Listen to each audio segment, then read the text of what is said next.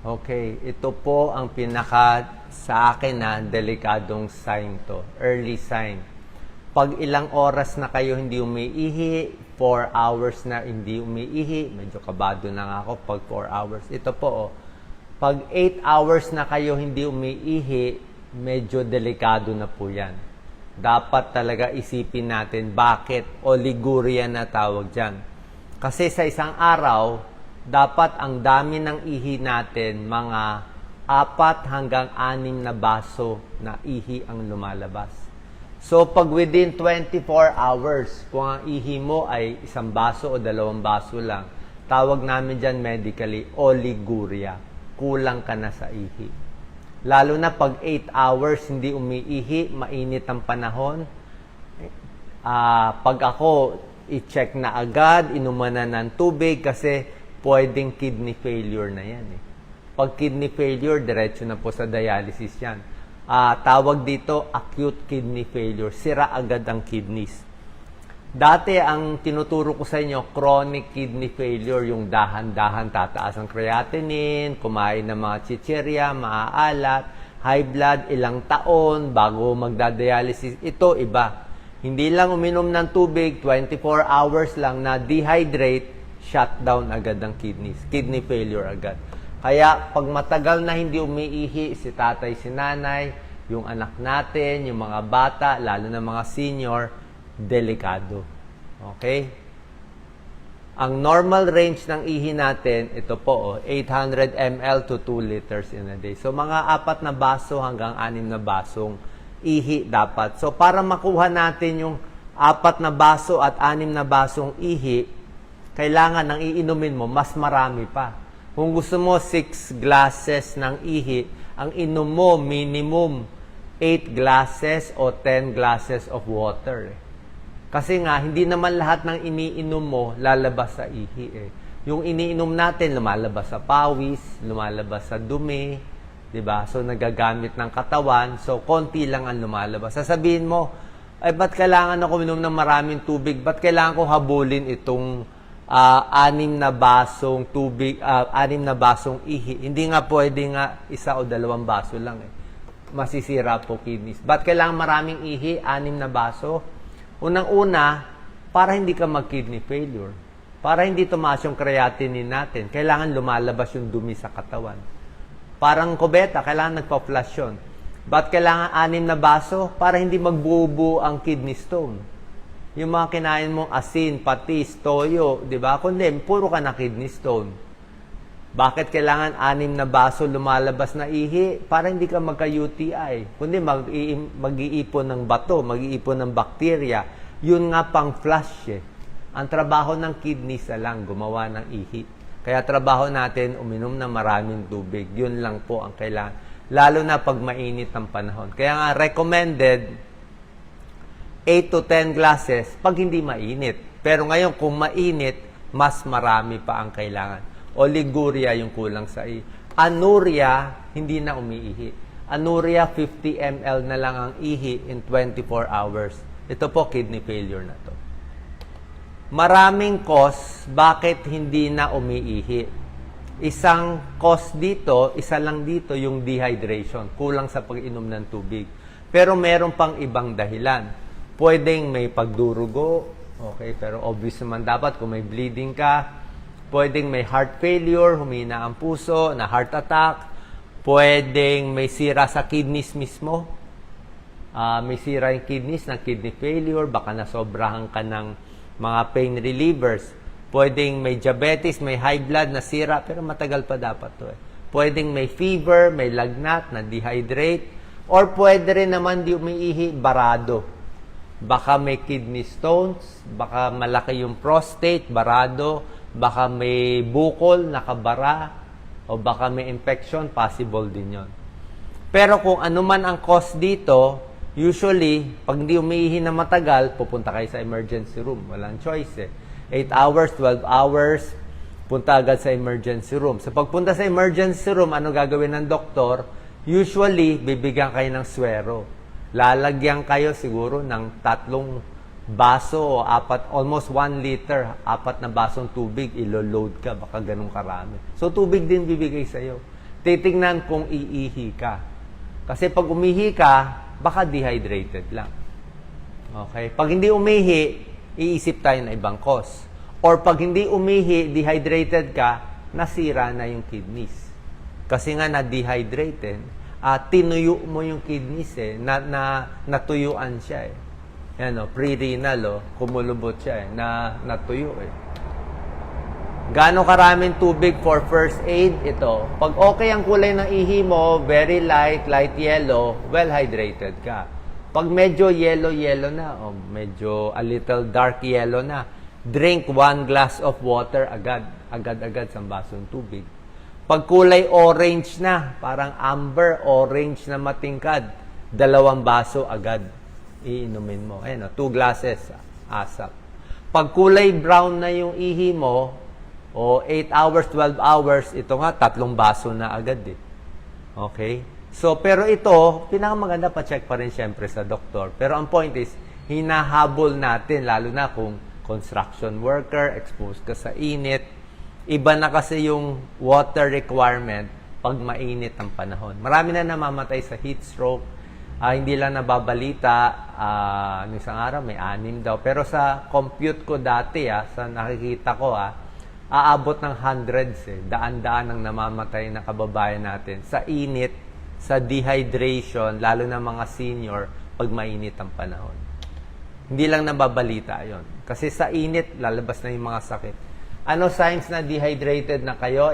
Tuyong-tuyo na siya, tuyo na ang labi, tuyo na masakit ang ulo, headache, usually dehydration din yan, fatigue, pagod, dry skin, dry yung dila, tapos yung ihi, very dark colored. Mabilis. Pag sa mga sanggol, sa mga bata, yung diaper hindi na nababasa. Okay? Tapos pag umiiyak yung bata, wala nang luha, dehydrated. Dila ng bata, tuyong-tuyo. Tapos yung bunbunan, nakalubog, dehydrated siya. Pwede ring ma-dehydrate ang bata. Dehydration. Sa init. Maraming cause. Pero ito yung common. Lalo na kung dati nang may sira ang kidneys mo. Kung dati na may sira, may high blood, may diabetes ka, hindi mo nakokontrol, tapos na-dehydrate pa, mapupush ka sa kidney failure. So maraming cause, kaya nga nagkakabato. Dahil kulang sa tubig. Pag maraming tubig, hindi naman magpo-form tong bato Kung minom ka ng 10-12 glasses of water, hindi ka makikidney stone. Yung mga may kidney stone nga, ang requirement, marami. Mga 3 litro siguro or more. Ganong karami. Yung medyo mataas ang creatinine, mga 3 litro ang pinapainom, mga 12 glasses. Ganong karaming tubig ang sobra, di ba? I'm sure may iba gumagawa ng video, bawal ang sobra. Oo, bawal ang sobra. Ang sobra siguro is pwede natin sabihin on the average 4 na litro. 16 glasses, lampas doon, pwede mo tawaging sobra yon. Pero depende pa rin Kung malaking tao, exposed sa araw, okay lang sa kanya. Pero yung payat lang, lampas 16 glasses, 4 na litro, yun na possible na sobra. Pero bihirang-bihira lang yung sosobra sa... Normally, yung sumosobra sa 4 na litro, usually may mental problem. May mental problem, parang may sakit sila na inom lang sila na inom. Parang yun na naging problem nila. Pero sa normal na tao, pag uminom ka, iihi mo naman, wala namang kaso dapat. Tsaka mahal lang purified water Hindi mo, mahal din ang bottled water, hindi ka rin makainom marami, di ba? So, parang malabo yung sosobra. Mas marami ang problema, kulang.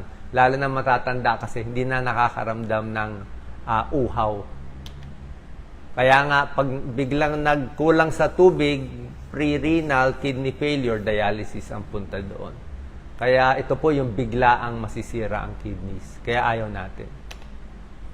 Pag sinabing chronic kidney failure, ito yung tinuturo ko dati. Yung chronic, matagal pa yan. Stage 1, stage 2, stage 3, stage 4. Nagkaka-high blood, diabetes, several years, 5 years, 10 years, 20 years bago aabot dito.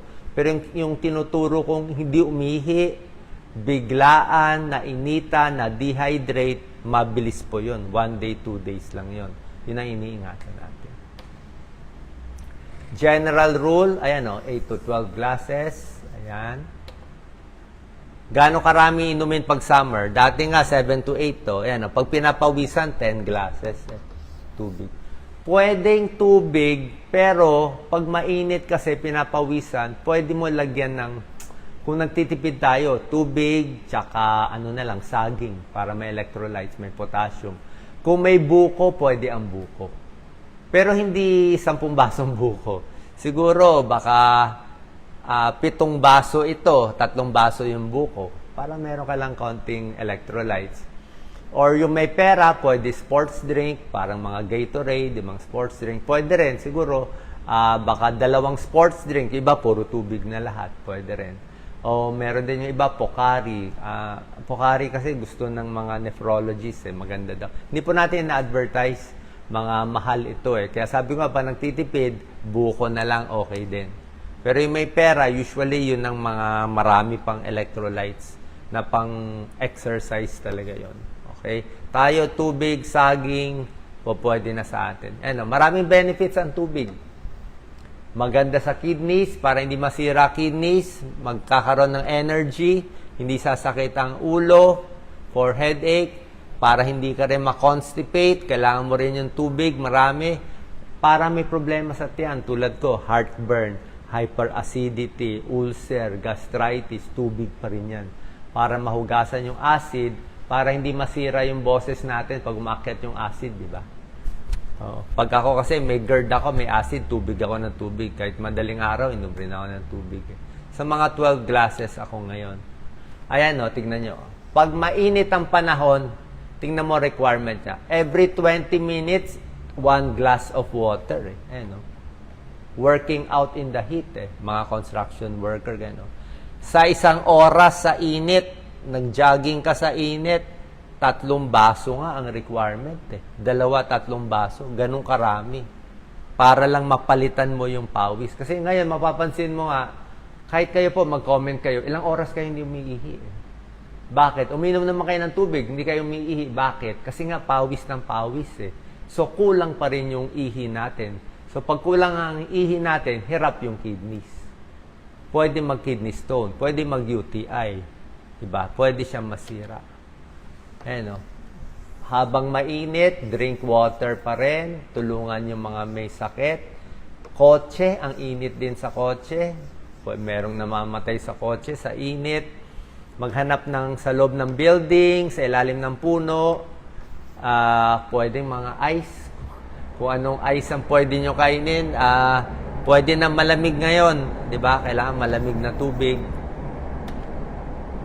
Electric fan, pwede rin. Ingat lang sa sunog. Iwas na muna sa exercise. Actually, usually, pag dehydrated ka na, huwag na masyado mag-exercise. Lalo ka lang iinit Lalo madi-dehydrate So, kung kailan lang malakas yung katawan, konting lakad-lakad lang, hinay-hinay. Kasi nakakapagod yung init. Okay? Balik na lang ulit kung malamig yung panahon. Konting lakad-lakad lang, pwede na. Tulog, sapat, para okay ang katawan natin, pati kidneys. Tulad na sinabi ko, ayaw natin may any dagdag damage sa kidneys. Okay? Pain reliever, lagi ko sinasabi sa inyo, di ba? Huwag masyado sa pain reliever. Pag hindi naman talaga kailangan, hindi nireseta ng doktor, huwag na lang iinom. Baka masira ang kidneys. Kahit over-the-counter pa siya. Kaya nga pinapaalam ko sa inyo Huwag din sobra daming protina, sobra daming karne, hirap din yung kidneys. Okay? High protein, ingat din. Mga protein supplements, yung mga bodybuilder, konting ingat. Lalo na kung dehydrated kayo, delikado din. Okay? Depende naman sa mga bodybuilder na sa inyo. Iba naman kaya, pero yung kidneys nga ayaw niya masyadong maraming protina. Low sodium. Sa inumin, tsaa, pwede kape. Nakaka-dehydrate din yung kape. Konting bawas sa kape. Alak, iwas tayo sa alak. Nakaka-dehydrate ang alak. Tapos, syempre, dapat controlled ang blood sugar natin. At controlled ang high blood natin. Minsan, controlled ang high blood, controlled ang blood sugar. Pero pag nagkakaedad kasi, nasisira din yung kidneys. Pag tumatanda, humihina ang kidneys So, konting injury, konting, minsan may mga MRI, may mga scan, may mga contrast na nilalagay. Pag nasira agad yung kidneys, yun din, di rin iihi. Mas maingat tayo dapat. Kung may problema sa pag-ihi, punta tayo sa nephrologist, kidney specialist, siya ang tumitingin sa inyo. Final tips para alagaan ng kidneys, avoid alcohol, avoid smoking, gamutin ng high blood diabetes. Ito, uminom ng maraming tubig. Tulad ng sinabi ko, tubig, pwedeng sabaw, pwedeng pakwan, pwedeng melon, pwedeng buko. So, merong konti rin. Merong konting mga electrolytes, meron din konting water para makaihi tayo at least 4 na baso hanggang 6 na basong ihi dapat lumalabas everyday para maganda yung kondisyon ng ating kidneys. Okay? Ang daming may kidney failure sa Pilipinas. Kahit saan kayo tumingin, ang daming dialysis center. Bakit?